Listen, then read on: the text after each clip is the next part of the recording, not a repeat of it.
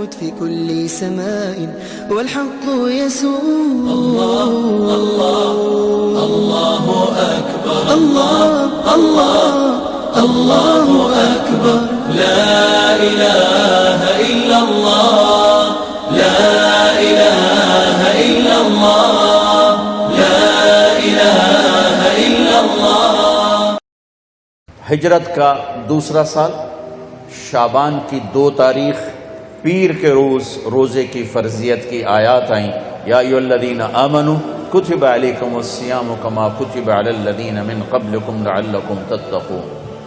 2 شعبان میرے نبی نے 9 رمضان پائے، 9 اور میرے نبی کے سارے رمضان گرمی میں آئے، سردی میں کوئی رمضان نہیں. آپ ستمبر میں تشریف لے گئے تھے، ستمبر میں، اور یوں انگریزی مہینہ یوں چلتا ہے اور عربی مہینہ اس کو کاٹتا ہوا یوں چلتا ہے. آپ ستمبر میں پہنچے تو اگلا پورا سال گزر گیا، اس سے اگلے سال رمضان کی فرضیت کوئی جولائی میں آئی، جولائی تقریباً اگست جولائی. آپ کا رمضان سارا گرمی میں گزرا ہے، 9 رمضان گزارے، سارے گرمی میں گزارے. سردی میں کوئی رمضان نہیں گزارا. سردی میں روزے رکھے آپ مسلسل. رمضان کی تیاری آپ رجب سے شروع کرتے تھے. رجب کا چاند دے کر کہتے اللہم بارک لنا فی رجب و شعبان وبلغنا رمضان سلم لنا لرمضان وسلمہ لنا وتسلمہ منا متقبلا. اے ہمارے رب، ہمارے رجب میں برکت دے، ہمارے شعبان میں برکت دے، ہمیں رمضان کا مہینہ نصیب فرما. رمضان سلامتی والا ہو، ہم بھی سلامتی والے ہوں، اور ہمارے روزے قبول فرما. اور شعبان کا چاند خود دیکھتے تھے رمضان کی وجہ سے، اور اگر چاند نظر آ جاتا تھا تو اس کا روزہ رکھتے تھے، نظر نہیں آتا تھا روزہ نہیں رکھتے تھے. رمضان کو پیش کیسے کیا؟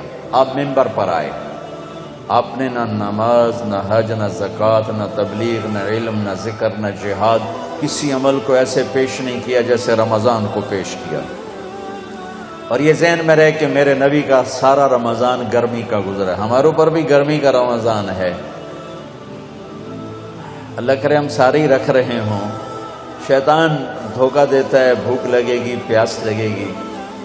سنو میرا نبی کیا کہہ رہا ہے. آپ منبر پر آئے، فرمایا ماذا یستقبلکم، وہ کون آ رہا ہے.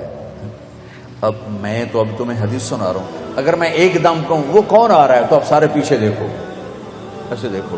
تو ہم نے کہا ماذا یستقبلکم، وہ کون آ رہا ہے. وماذا تستقبلون، تم کس کے آگے جا رہے ہو. سارے ادھر ادھر. پھر ہم نے کہا ماذا یستقبلکم، وہ کون آ رہا ہے، تم کس کے آگے جا رہے ہو. پھر ہم نے کہا ماذا یستقبلکم، وہ کون آ رہا ہے. وہ کوئی بھی نہیں ہے. تو حضرت عمر کھڑے ہو گئے، یا رسول اللہ اوحی نزل، کوئی وحی آ گئی. ہم نے کہا نہیں. عدو حضر، یا رسول اللہ کوئی دشمن آ گیا. ہم نے کہا نہیں. کہا تو پھر کون آیا ہے. ہم نے کہا رمضان آ گیا، رمضان آ گیا. سبحان اللہ. رحمتوں کا مہینہ آ گیا ہے، محبت کا مہینہ آ گیا ہے. فرض 70 کے برابر ہو گیا ہے، نفل فرض کے برابر ہو گیا ہے. رمضان میں اللہ کا عرش پہلے آسمان پر آتا ہے، اور جنت کے دروازے کھل جاتے ہیں، جہنم کے دروازے بند ہو جاتے ہیں. ایک فرشتہ اعلان کرتا ہے یا باغ الخیر ابشر، اے بھلائی کے چاہنے والے تمہیں مبارک ہو. اور یا باغ الشر اقصر، اے برائی کے کرنے والے اب بس کر، اب واپس آ جا، اب بس کر. اور اللہ کی طرف سے اعلان ہو رہا ہے کوئی مانگنے والا، کوئی چاہنے والا، کوئی مانگنے والا، کوئی چاہنے والا. پہلی امتوں پہ رمضان فرض ہوا، روزہ 24 گھنٹے افطاری سے افطاری. ہمارے اوپر فرض ہوا افطاری سے افطاری.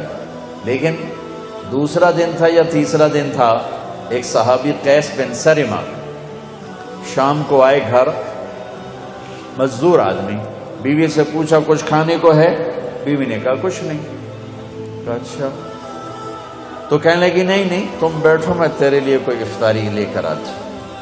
وہ چلی گئیں، یہ لیٹ گئے، ان کو نیند آ گئی. اگلا روزہ کیسے شروع ہوتا تھا؟ جب مغرب کے بعد کوئی سو جاتا تھا تو اگلا روزہ شروع ہو جاتا تھا. تو وہ آئی لیٹ, سورج چھپ گیا, یہ ان کو نیند آ گئی تو انہوں نے ایک دم چیخ ماری, ہائے ابن سلمہ, ارے تو پھنس گیا. ان کی آنکھ کھلی, کیا ہوا؟ کہ اگلا روزہ شروع ہو گیا. تو کیسے کروں گا؟ خیر تو رکھنا تو پڑا. دوپہر کو بے ہوش ہو گئے, ایک روایت. دوسری روایت, ظہر کی نماز مسجد میں پڑھنے گئے, گر کے بے ہوش ہو گئے. آپ نے پوچھا کیا ہوا؟ کہا جی ایسے روزہ رکھنا پڑ گیا. تو آپ بڑے رنجیدہ ہوئے تو ایک دم اللہ نے قرآن اتار دیا, میرے نبی چلے آپ کی امت کے لیے گنجائش, آپ سحری تک کھائیں پئیں, آپ کے لیے سب حلال ہے, بیوی بھی حلال ہے, کھانا بھی حلال ہے, پینا بھی حلال ہے, سب حلال. جب صبح صادق آئے تو آپ کھانا پینا بند کر دیں اور اس کے بعد اپنے روزے کو آپ پورا فرمائیں. تو ہمارے ساتھ اللہ تعالیٰ نے یہ معاملہ فرمایا, آپ کی توفیل اللہ تعالیٰ نے روزے میں آسانی فرمائی, سحری افطاری میں تقسیم کر دیا. لیکن اس کے بدلے میں ہمیں ایک نماز دی, تراویح کی نماز, جس میں اب قرآن پڑھا گیا ہے. پہلی امتوں کے پاس تراویح کی نماز نہیں تھی, اس لیے کہ ان کے کتاب کی تلاوت نہیں تھی. ہماری کتاب کی تلاوت ہوتی ہے, ان کی کتاب کی تلاوت نہیں تھی. کیوں؟ کہ وہ اپنی کتاب کے حافظ نہیں ہوتے تھے, وہ نماز میں صرف تسبیح پڑھتے تھے. ہم نماز میں قرآن پڑھتے ہیں, سارا قرآن پڑھتے ہیں. پورا قرآن ابھی ختم ہوا ہے اور ماشاءاللہ 3 دن میں لوگ ختم کر رہے ہیں, 1 ہفتے میں ختم کر رہے ہیں, 5 دن میں ختم کر رہے ہیں, پورے مہینے میں ختم کر رہے ہیں. کہ اس امت کو اللہ نے قرآن کے حفظ کی طاقت دے دی. میرا ایک شاگرد, ہماری چھٹیاں ہوئیں, وہ پاسپورٹ اس کا امریکن تھا پاکستانی, تو وہ وہیں رہا, مدرسے میں رہا. بچے تو گھروں کو چلے گئے, رمضان آ گیا, کوئی قرآن سنانے والے کا انتظام نہ ہوا. تو اس نے کہا جی میں ہی سنا دوں گا. وہ حافظ نہیں تھا, صبح بیٹھ کے یاد کرنا شروع کرتا, مغرب تک 1 پارہ یاد کرتا, عشاء میں سنا دیتا. اس نے 29 دن میں قرآن یاد کر کے سنا دیا. سلیمان نام تھا, ہمارا شاگرد ہے, ہمارے اپنے مدرسے کا واقعہ, کوئی باہر کا واقعہ نہیں ہے. 29 دن میں قرآن یاد کر کے سنا دیا, رمضان میں سنا دیا. اللہ نے ہمارا قرآن ہمیں ایسے آسان کر کے دے دیا. ہمیں تراویح کی نماز دی, چونکہ تراویح کی نماز 20 رکعت ہے اور کھایا پیا ہوتا ہے. اب ایسے اگر تراویح اس پر افطاری پہ اگر تو کھایا ہو نا, معافی چاہتا ہوں, انسان بن کے, پھر تو 40 تراویح بھی پڑھی جا سکتی. لیکن روزہ والا کھاتا ہے جی بس آج ہی لب ہے, کل لبنا ہی کوئی نہیں. سموسے بھی اندر, پکوڑے بھی اندر, کلفہ بھی اندر, 7 اپ بھی اندر, روح افزا بھی اندر, پتہ نہیں کی کچھ بلائیں اندر پا کے بیٹھے اندر. ہوں اٹھیے کہ میں ہوں تک اٹھی آئی نہیں جانا. ہوں اس تراویحاں کی پڑھنی, اس طرح نماز بھی کوئی نہیں پڑھنی, 5 منٹ اندر لے کے بیٹھو ہے. اور اگر میرے نبی کی طرح افطاری کرو, ہمارے نبی کیسے کرتے تھے؟ ایسے کھجور ہاتھ میں پکڑی ہوتی تھی, ایسے کھجور چوکڑی مار کے بیٹھے ہوتے تھے, ایک کھجور ہاتھ میں تھی, ایک اور سامنے پانی رکھا ہوتا تھا, یا کبھی دودھ, پانی یا دودھ یا ستو, اور ایک آدمی چھت پہ چڑھا ہوتا تھا اگر مدینہ میں ہے, اور اگر سفر میں ہے تو کسی وہ ٹیلے پہ چڑھا ہوتا تھا سورج کی طرف منہ کر. آپ یوں کھجور لے کے بیٹھے تھے, انتظار. جو ہی سورج کا کنارہ غائب ہوتا, وہ کہتا یا رسول اللہ, سورج گیا تھا, اب فوراً کھجور منہ میں ڈالتے اور اوپر سے گھونٹ گھونٹ کر کے پانی پیتے تھے. ایک دم نہیں پیتے تھے, ایک دم. ابھی پرسوں کی بات ہے, اینا اکھیاں ویکھے آئے, ہک آیا میرے خیال جوس, وہ بسم اللہ کر کے ہکے ساچ اندر لے گیا. پھر آیا کوئی دودھ لسی, وہ بھی ہکے ساچ اندر لے گیا. پھر آیا کوئی روح افزا جا, رتا جا, وہ بھی اندر 6 گلاس میرے اگوں سارے پی گیا. میں کہ اندر ٹینکی ہے یا پیٹ ہے؟ میرے نبی گھونٹ گھونٹ کر کے پیتے تھے کہ سارے دن کا معدہ گرم ہو کر ایک دم ٹھنڈا پانی ڈالو گے, اندھا دھند ڈالو گے, بیمار ہو جاؤ گے. سبحان اللہ. یہ کوئی حلال حرام کی بات نہیں ہو رہی ہے کہ 3 سانس میں کے علاوہ 1 سانس میں پیے گا تو حرام ہو جائے گا. یہ طبی لحاظ سے, صحت کے لحاظ سے میرے نبی کا طریقہ ہے. تو اب گھونٹ گھونٹ پانی پیتے تھے اور اس کے بعد آپ نماز کے لیے کھڑے ہو جاتے تھے۔ سردیوں میں آپ کھجور پہلے کھاتے تھے، پانی بعد میں پیتے تھے۔ اور کیوں؟ یہ روزہ سردیوں کا نفل ہوتا تھا، فرض نہیں۔ آپ نے سردیوں کا رمضان تو دیکھا ہی نہیں۔ گرمی میں آپ کے سارا رمضان گرمی کا ہے، تو گرمی میں آپ ترجیح دیتے تھے، پانی پہلے پیتے تھے، کھجور بعد میں لیتے تھے۔ اس میں کوئی مستقل نہیں، آگے پیچھے ہوتا رہتا تھا۔